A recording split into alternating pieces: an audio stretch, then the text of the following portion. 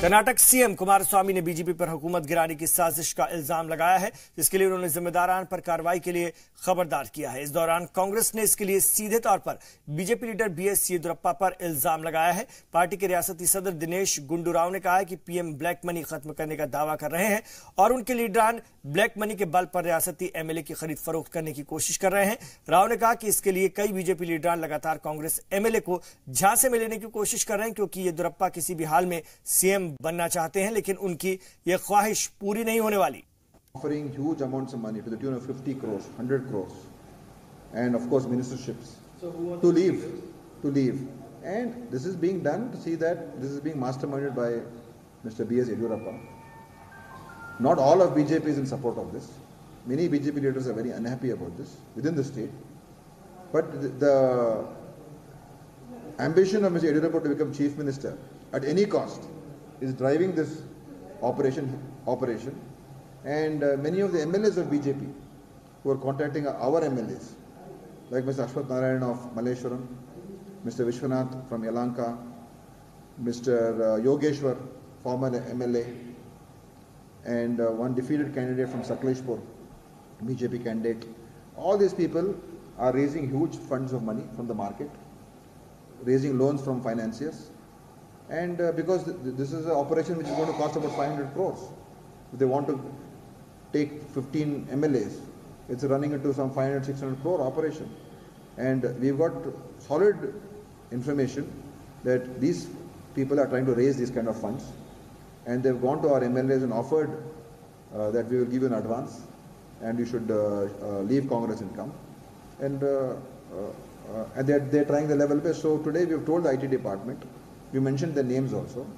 See, these are the people who are doing all this, and you should take strict action against them. See what they are doing, their activities, check their whereabouts, and who are the people they are in contact with. Because this is all black money. So being operating with black money in Karnataka. Mr. Modi talks about cleaning up the system, but his people are running around with hundreds of crores, offering hundreds of crores to our MLAs. So what is what does Mr. Modi talk about? और इस वक्त हमारे साथ बेंगलुरु से हमारे reporter Shahid काजी जुड़ गए हैं फोन लाइन पर। आइए उनसे मजीद इत्तलात फराहम करेंगे। जो इल्जाम लगाए जा रहे हैं बीजेपी के एमएलए पर, क्या कुछ सियासत हो रही है, इसके बारे में आपसे जानना चाहेंगे तफसील से। क्या वाकई खरीद फरोख्त करने की कोशिश में है बीजेपी, जो सीधे तौर पर सीएम ने इल्जाम लगाया है, और कांग्रेस भी अब सुर में सुर मिला रही है?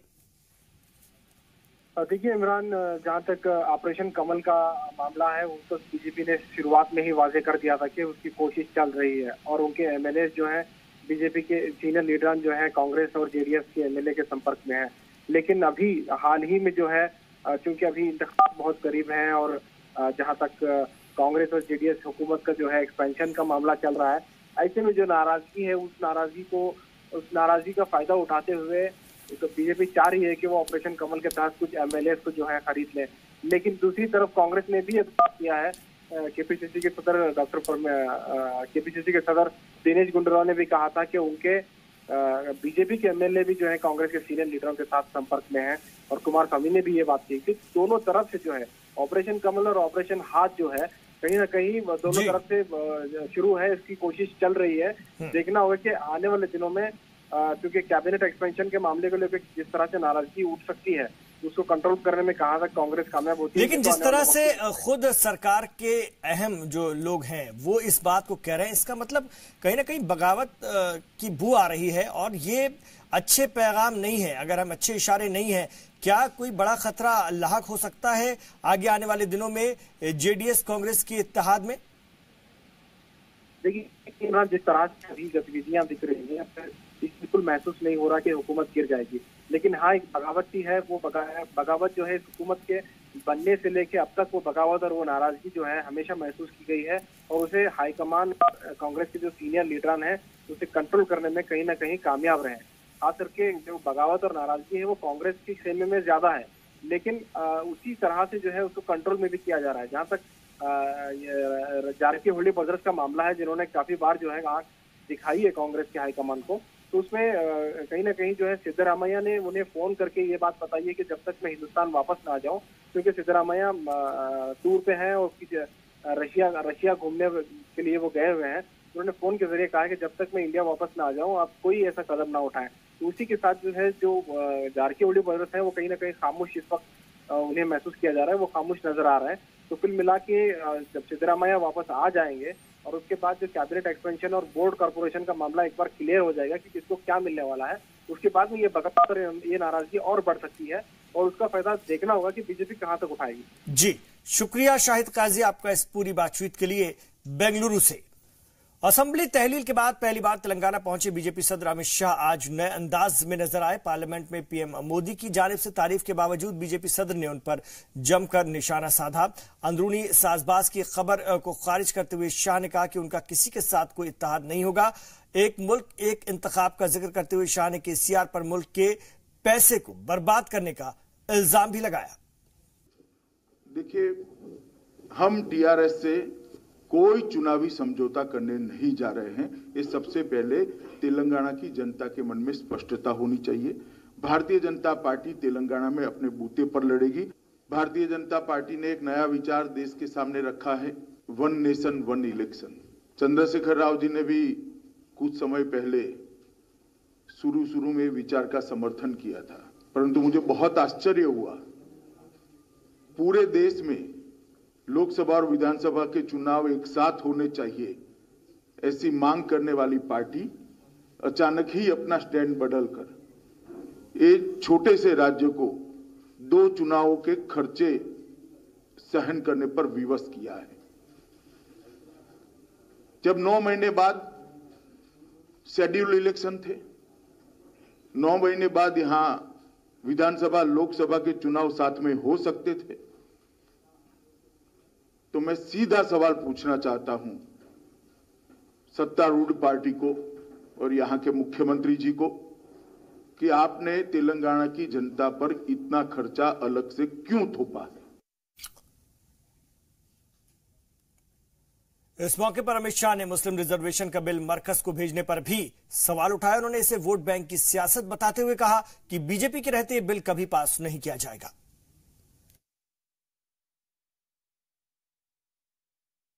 तेलंगाना का विकास तभी हो सकता है ऊपर नरेंद्र मोदी और नीचे भारतीय जनता पार्टी से ड्रिवन सरकार ये कल्पना अगर लेते हैं तो ही तेलंगाना का विकास हो सकता है। गैर संवैधानिक रूप से 12% माइनॉरिटी आरक्षण का प्रस्ताव कर भारत सरकार को भेजना ये अपीसमेंट की पॉलिटिक्स नहीं है क्या?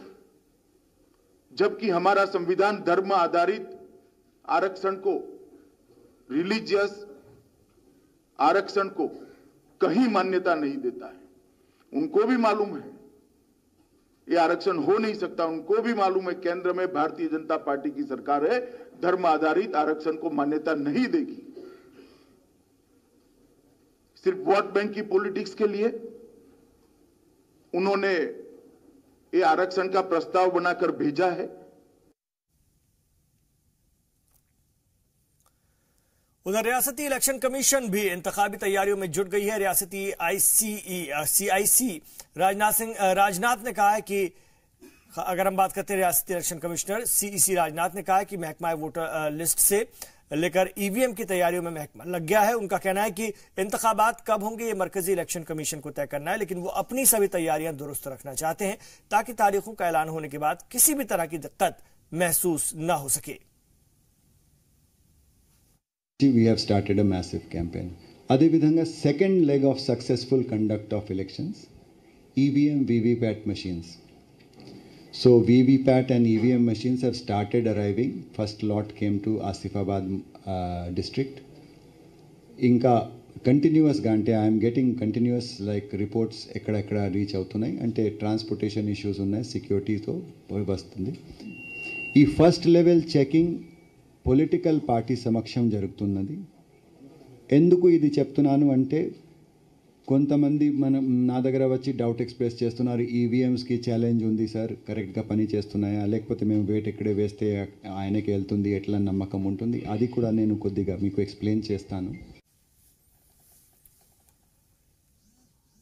उधर आंध्र प्रदेश की वजीर आला एन चंद्रबाबू नायडू और 15 दीगर के खिलाफ गिरफ्तारी वारंट जारी होने पर बीजेपी ने वजाहत पेश की है। उनका कहना है कि यह मामला 2010 का है, जिस वक्त मरकज और रियासत दोनों जगह कांग्रेस की हुकूमत थी। ऐसे इस मामले में बीजेपी पर किसी तरह का इल्जाम लगाना गलत है।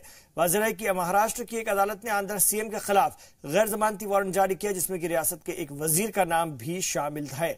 और नांदेड़ जिले के धर्माबाद अदालत ने पुलिस को सभी मुल्जिमान को गिरफ्तार करके 21 सितंबर को पेश करने का हुक्म दिया, जिसकी मुखालिफत में पार्टी कारकुनान जगह जगह मुजाहरा करने में लगे हुए हैं।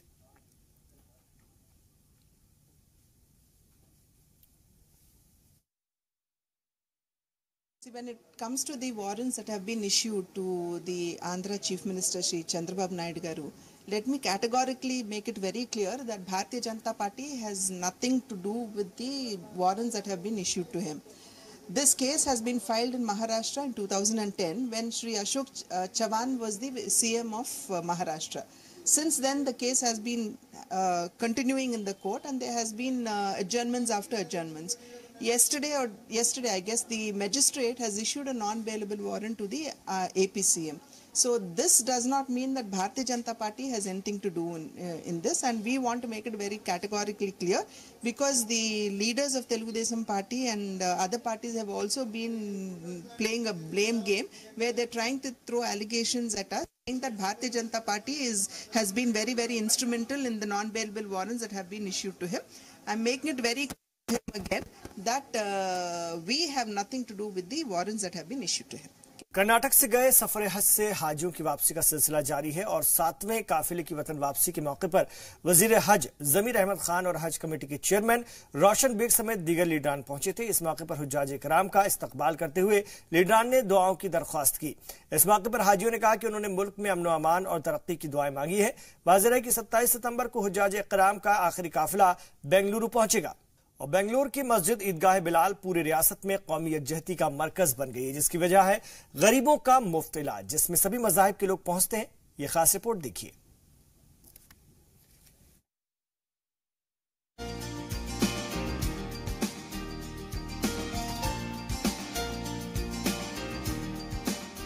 बेंगलोर के बनारघट्टा रोड पर नजर आने वाली खूबसूरत मस्जिद ईदगाह बिलाल जहां से गुजरने वालों की तवज्जो अपनी आप ही इसकी तरफ खींच लेती है।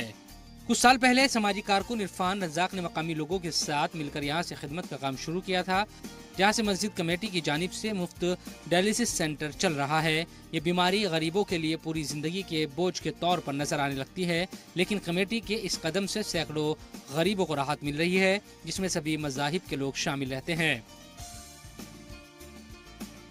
बहुत अच्छा फैसिलिटी है, पूरा सब भी पैम्प और फिल्टर ट्यूब सब फ्री कर रहे हैं, ब्लड चार्ज का भी नहीं ले रहे हैं, बस पूरा खाना भी दे रहे हैं दोपहर में पेशेंटों के लिए, बहुत अच्छा कर रहे हैं। बहुत अच्छा है service, free dialysis like a family friend form, बहुत अच्छा service, I am great thankful. फ्लोमना में करा रहा था, वहाँ बहुत खर्चा रहा था, इधर ये पैसा खर्च नहीं है, सब फ्री में चल रहा है, खाना भी फ्री चल रहा है, सब कुछ बहुत अच्छा है, बहुत अच्छा चल रहा है, कोई बात की फिक्र नहीं है। किडनी के मरीजों को डायलिसिस करवाना जरूरी होता है, लेकिन अगर मरीज गरीब है तो हर महीने 10 से 15 हजार खर्च उठा नहीं सकता, तो ऐसे मरीजों को अपनी जान गंवानी पड़ सकती है। ऐसे हालात में मस्जिद कमेटी की जानिब से फ्री डायलिसिस एक नीमत से कम नहीं साबित हो रही है। हॉस्पिटल घूमते थे, जब वहाँ की हालत देखते थे, कई लोगों के पास पैसा नहीं रहता था, वो परेशान रहते थे, ये सब हालात देख करके हमारे पास मस्जिद में मशवरा करके हमारे पास एक जगह थी, जगह पर हमें बिल्डिंग बनाए। बिल्डिंग बनाने के बाद पहले ही हम इरादा कर चुके थे कि पूरा 100% हम फ्री करेंगे डायलिसिस। वीकली 2 दिन आते हैं, 2 दिन आता है डायलिसिस के, अच्छा फ्री में देता है, बहुत अच्छा देखता है, सब लोग देखता है। फिर इलाज के अलावा मरीजों के साथ आने वाले तीमारदारों को खाने पीने के लिए मुफ्त इंतजाम भी मकामी लोग करते हैं और इन तमाम इंतजाम के बदले लोग दुआ देते नजर आते हैं। हमें सोच के हमें पूरे साथी हमारे पूरा फ्रेंड सर्कल मिलके ये खाना दिए तो एक सवाब अल्लाह के नबी वसल्लम का एक सुन्नत भी है, ये अल्लाह के नबी खिलाते थे और खाने को जात पात कोई नहीं है, हवा बारिश को जात पात क्या भी नहीं है, उसके वास्ते कोई भी यहाँ खा सकते हैं हमें खाना एक टाइम 1 टाइम फ्री दे रहे हैं, दोपहर को 145 को फ्री दे रहे हैं। इंशाअल्लाह अभी अल्लाह बढ़ाएगा तो साथी मिलके और ज़्यादा करने का इरादा है। किसी मस्जिद को एक मरकज़ बनाए। मस्जिद नमाज पढ़ने के लिए ही नहीं है, मस्जिद से हर काम हो सकता है। बच्चों के लिए तालीम हो सकती है, दीनी तालीम कर सकते हैं, शादियां कर सकते हैं, हेल्थ के लिए हम मदद कर सकते हैं। मस्जिद कमेटी इस डायलिसिस सेंटर को मजीद आगे बढ़ाना चाहती है। साथ ही इस जगह पर मुसाफिर खाना भी बनाने का मंसूबा है। फिलवक्त यहाँ 3 मंजिला इमारत है, जबकि मस्जिद के पीछे वाली जमीन पर अस्पताल बनाने का भी मंसूबा चल रहा है। ऐसे में मस्जिद को मरकज बनाकर अवामी खिदमात की रस्म जारी रही तो ये कौम और मिल्लत के लिए राह मिसाल साबित होगी।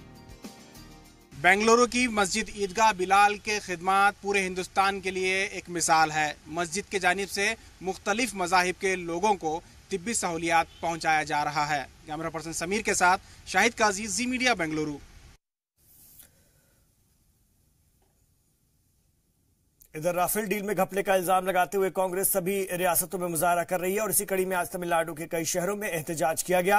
कोयम्बटूर में भारी तादाद में जुटी कारकुनान ने राफेल डील को मुल्क का सबसे बड़ा घपला करार दिया। इस मौके पर लीडर ने कहा कि इतने बड़े घपले के बावजूद पीएम मोदी खामोश क्यों है। राफेल डॉलर का जिक्र करते हुए लीडर ने कहा कि एक पुरानी कंपनी से दूसरी कंपनी से महंगा सौदा करने से साफ हो जाता है कि उसमें बदउनवानी हुई है।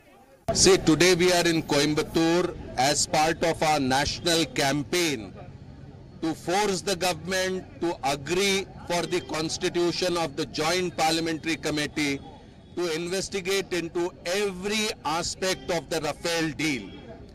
We believe that the Rafale deal is the biggest scam which independent India has ever seen. In the decision of Mr. Narendra Modi to buy 36 Rafale aircrafts, the price which he is paying to Dassault company of France is 41,000 crore more than what UPA government had decided during its tenure.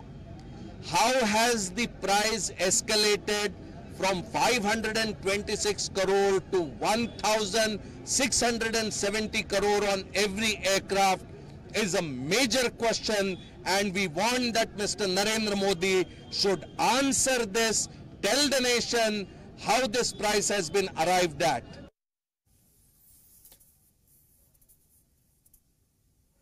इस मौके पर मुल्क के भगोड़े विजय माल्या को लेकर भी वजीर मालियात अरुण जेटली निशाने पर रहे। In the presence of Congress President Shri Rahul Gandhi ji, Mr. P.L. Punia, Member of Parliament, and a senior leader of the Congress Party, explained to the media that he saw Mr. Jetli having a meeting with Mr. Vijay Mallya in Parliament. They were standing in the beginning, but later on they sat together in the Central Hall. It was not just a casual meeting of a minute or 2 minutes. It lasted for almost 20 minutes. Mr. Jetli did not disclose this to the nation. He did not tell this to the CBI. He did not tell this to the Enforcement Directorate. He did not tell this to the police. Mr. Jetli was keeping quiet. Why? इधर केरला के none rape मामले में मुजाहरे का दौर 8वें दिन भी जारी है। नाराज ननों का कहना है कि उन्हें मुतासिरा सिस्टर को हर हाल में इंसाफ चाहिए, जबकि रियासती पुलिस मुलजिम फ्रांको मुलाकल का दिफा कर रही है, जिससे कि मुतासिरा को इंसाफ मिलना मुश्किल होता जा रहा है। इस मौके पर सामाजिक तंजीमों ने सही जांच की मांग की है। कोट्टायम में एक कॉन्वेंट की ननों ने जालंधर के बिशप फ्रैंको खासतौर से मुलाकल के खिलाफ जांच में लापरवाही के इल्जाम लगाए हैं। मुजाहरे में शामिल लोगों ने अपनी सिस्टर के लिए इंसाफ की मांग की। No conspiracy behind this. This is we are standing for truth and justice. We need, our sister need justice. There is no that's why until we get justice we will be going forward, because there are so many problems. We three of us are came from different places, and we have written clearly to our superior general and team members that the problems what we face in our congregation, and that is then we also demanded justice for this sister Ranit. We did not get any justice or any support from them, or any understanding approach also we did not get even. We don't have any conspiracy to do anything against him. That is only his made up stories. Okay, he and our general and councillors, they all are standing together and making the new made up stories. Nobody is behind us. We are very freely. We ourselves came out in order to get justice to our sister. Whatever they are saying is certainly false, because in that there is nothing is true, because they themselves know that whatever is written like 4 people are behind us and 4 of us are coming for, as a conspiracy, nothing of that. We have asked. In Kerala, the bishop involved in the nun rape case, there is an allegation, and if prima facie is established, Kerala government should take severe action against the bishop. The police should investigate the case that bishop has involved in the crime. It should be first established. After establishing prima facie in the case, they have to prosecute that concerned bishop for the criminal act. Now, it should not be mixed with religious politics. It should keep above politics, nothing to do with religion. Is the crime committed by a person, and it will not involve any religious background. उधर केरल नल rape के मुलजिम Franco मुलाक्का लगातार इल्जामात को खारिज कर रहे हैं। जालंधर में मौजूद बिशप का कहना है कि तमाम मुजाहिरे मुखालिफों की साजिश का हिस्सा हैं, जो कि चर्च की मुखालफत करते रहे हैं। वही लोग इन ननों को हवा दे रहे हैं, लेकिन कुछ तंजीमों की मुखालफत को देखते हुए पंजाब पुलिस ने उनकी हिफाजत के इंतजाम सख्त कर दिए हैं। केरल पुलिस के किसी भी राब्ते से इनकार करते हुए कह रही है कि उनका कहना है कि बिशप की हिफाजत रियासती पुलिस की जिम्मेदारी, और इसके लिए हम इस पर नजर भी बनाए हुए हैं।